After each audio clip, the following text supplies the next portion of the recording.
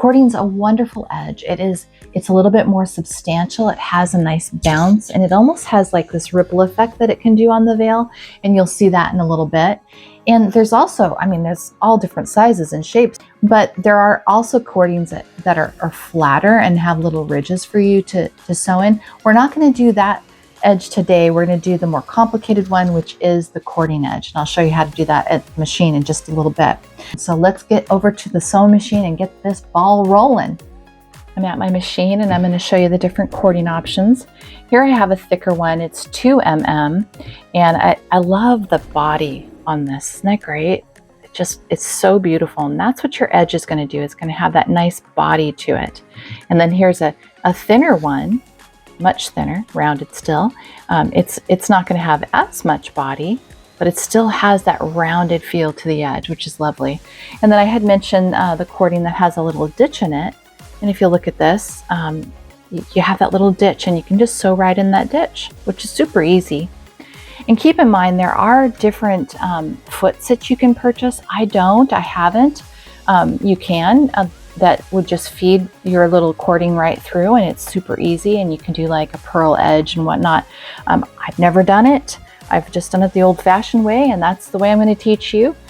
And here I want to show you again, it's similar to Let's Get Edgy with Ribbon. I'm going to have that little tail there, and I'm going to have a little bit of that seam allowance. And if you can see, I have a pretty good amount of it. Now you can try to sew all the way to that edge, but let me tell you, that is next to impossible to do all the way around your veil. You'll likely get a holiday, very difficult to repair. But if you go in and you give yourself, a good 1/2 inch or even 1/4 of an inch of that seam allowance there, you see, we're going to cut all that away, and you're going to get a beautiful, professional finished edge. All right, so let's get started. The first thing you want to do is get that nice tail in there. You've got a tail in your thread, you have a tail on the cording, and you're going to anchor the center of that cording. Make sure your needle's in the middle position. All right, so I'm going to anchor that down very carefully. This is the hardest part. Get that first one anchored in, and then very slowly lock that in. All right, now that we're locked, we are ready to go. And I'm going to go ahead and just show you how I hold my cording, very similar to how I hold my ribbon. I hold it in the S position. So my middle finger is here holding this down. My right hand is gently guiding the netting.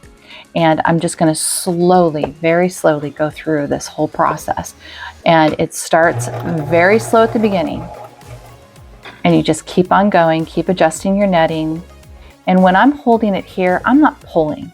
I'm holding it very gently with that middle finger. And I'm never pulling this way. I'm just guiding, holding softly.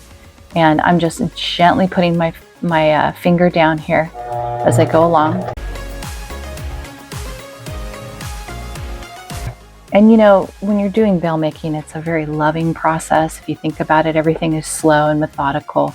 Your netting is delicate. You're working with delicate materials. It's just such a loving thing to do. I love making veils, and I hope that it comes through every time I make one. I feel very attached to every single one of them. Okay, I zoomed in so that you could see that needle going into the center of your cording, and it's pretty slow going. But as you see, it's not impossible. Just keep going slow and steady, and you will just anchor right in the middle. And I do say that having a walking foot on the back of your machine, my Fath has a walking foot, is great. Highly recommend you put your walking foot down if you have one.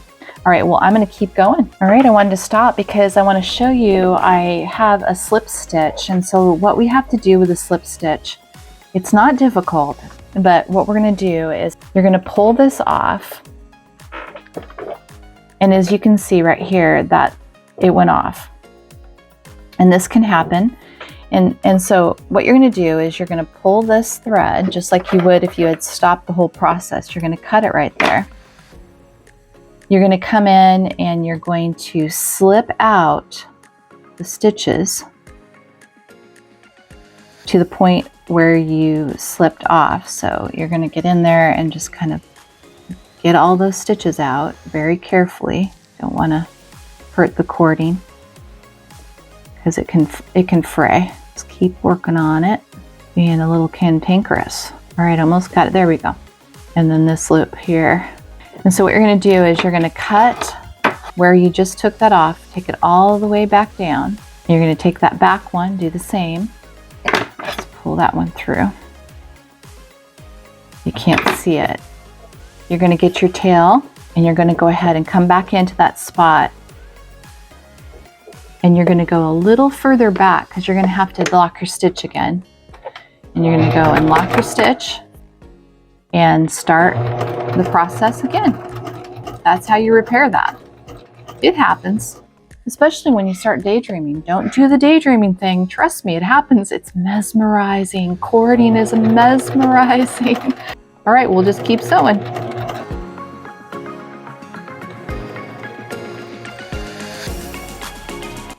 We're at the end of the veil and I just wanted to finish this up with you. So we're gonna go all the way to the end like we did throughout the veil, anchoring in the center, slow and steady.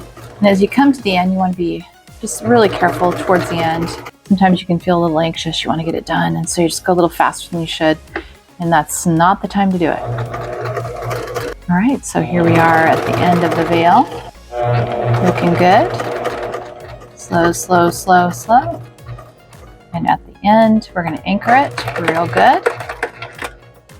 All right, pull that up. You're going to cut it like you would your ribbon.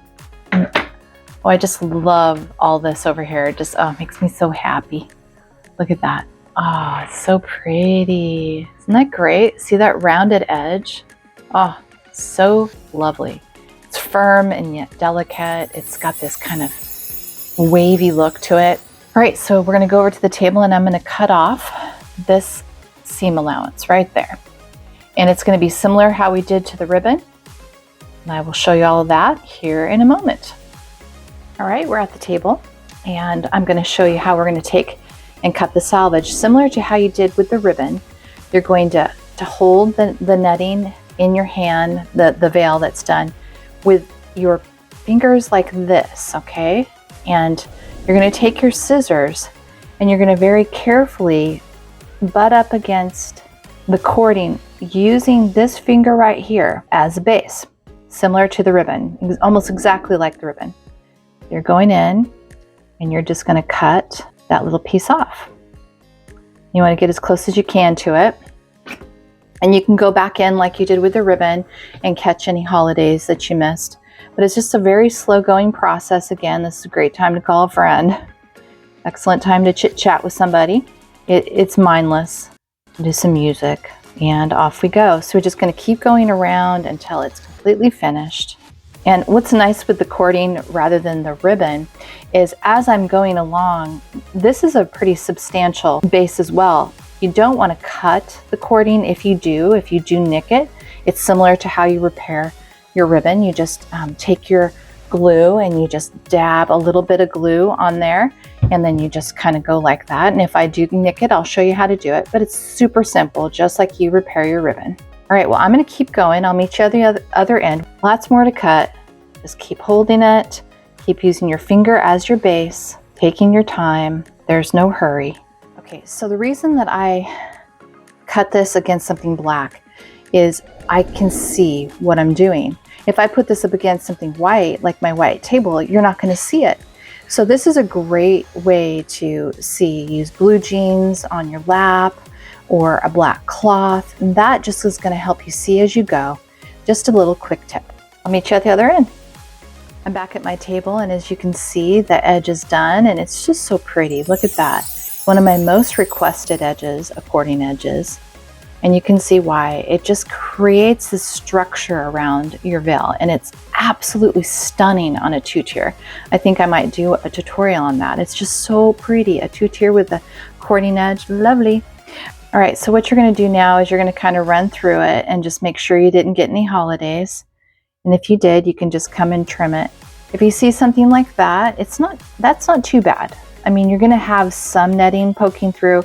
If you see something a little bigger like that, I would trim it, you know, and I will say that trimming cording is like it's like wrestling. The cording wants to keep folding over.